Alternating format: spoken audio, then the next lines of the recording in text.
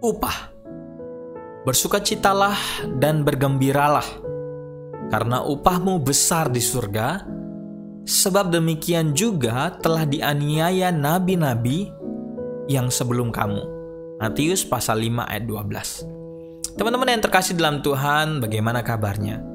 Perintah untuk bersukacita di tengah penderitaan bisa saja menguatkan bagi kita, tapi tidak mudah untuk dilakukan. Ada amin? Tidak mudah untuk dilakukan, tetapi bisa untuk menguatkan kita. Saat kita mengalami hal-hal yang buruk terjadi, teman-teman yang terkasih, hati pasti terasa hancur. Semangat kita pasti ada di dalam titik terendah, titik paling bawah. Dan kondisi itu akan semakin buruk jika kita membandingkan apa yang kita alami, penganiayaan, penderitaan yang kita alami, kesusahan yang kita alami. Jika kita membandingkan dengan orang lain, akan semakin buruk dampaknya di dalam hidup kita, bahkan di dalam kehidupan keimanan kita. Perasaan menyesal, insecure, kecewa, mengasihani diri sendiri pasti mengacaukan pikiran dan hati kita. Ayat di atas, ayat yang kita baca tadi mudah diterima banyak orang di dalam Matius 5 tadi, ayat 12. Mudah diterima orang,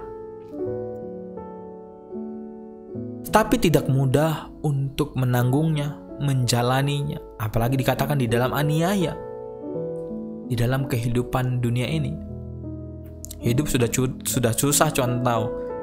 Gimana mau dianiaya lagi gitu ya? Mau penganiayaan seperti apa lagi, contoh gitu ya?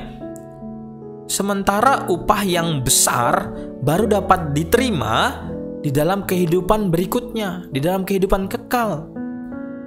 Teman-teman yang terkasih, kita perlu memahami secara utuh nilai kebenaran yang kita dapatkan melalui penganiayaan. Kita perlu mengerti, kita perlu melihat maknanya, apa yang kita alami di dalam kesusahan kita, di dalam penderitaan kita. Kita harus mengetahui dan mencari nilai apa yang perlu saya pelajari. Dan kita juga harus terus belajar dari para nabi, kesalahan mereka di dalam yang tercatat di dalam Alkitab. Mereka harus menderita, mereka juga harus menjalani penganiayaan di dalam menjalani tugas mereka dan panggilan mereka. Di dalam Filipi 1 ayat 29 berkata, sebab kepada kamu dikaruniakan bukan hanya untuk percaya kepada Kristus, melainkan juga untuk menderita untuk Dia. Teman-teman yang terkasih, panggilan untuk menderita bukan sebuah hukuman. Jangan pandang penderitaan, masalah, ketakutan di dalam dirimu yang kamu alami itu sebagai hukuman daripada Tuhan. Bukan. Melainkan kasih karunia, kesempatan untuk belajar, teman-teman sekalian, yang dari Tuhan, supaya umatnya yang setia boleh belajar.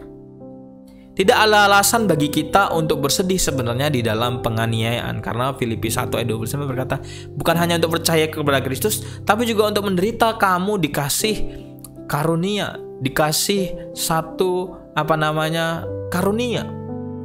Bukan hanya untuk percaya Kristus, melainkan juga menderita, dianiaya.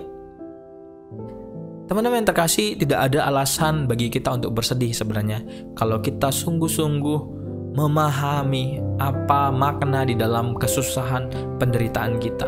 Yang tidak lain tidak bukan adalah hidup kita yang terus bergantung sama Tuhan.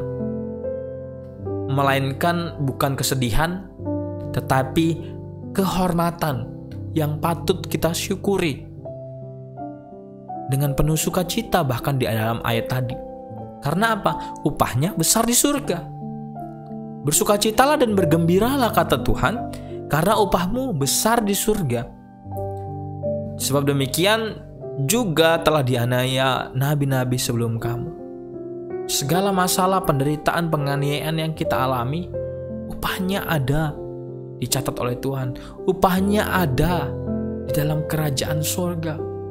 Kerajaan sesudah kita saat ini, teman-teman sekalian.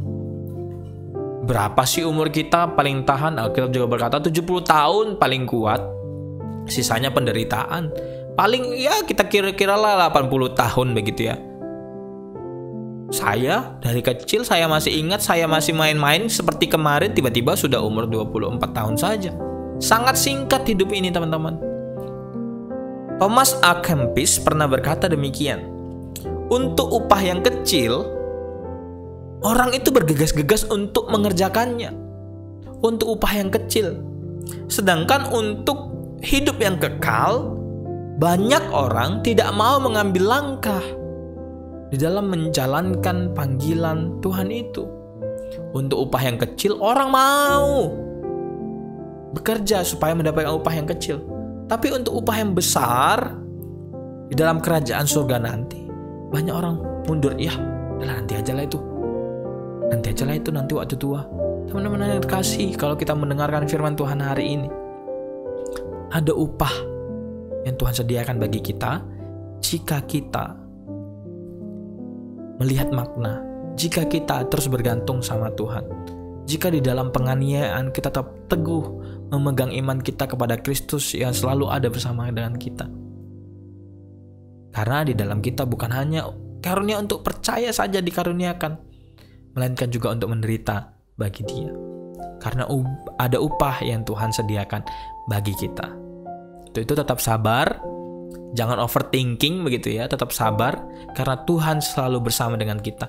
Di tengah-tengah kekecewaanmu, di tengah-tengah kelemahanmu, di tengah-tengah kekhawatiranmu, di tengah-tengah bahkan fitnah, penganiayaan dan lain sebagainya dalam hidup kita, tetap sabar dan biar Tuhan yang bekerja, bukan otak kita yang bekerja.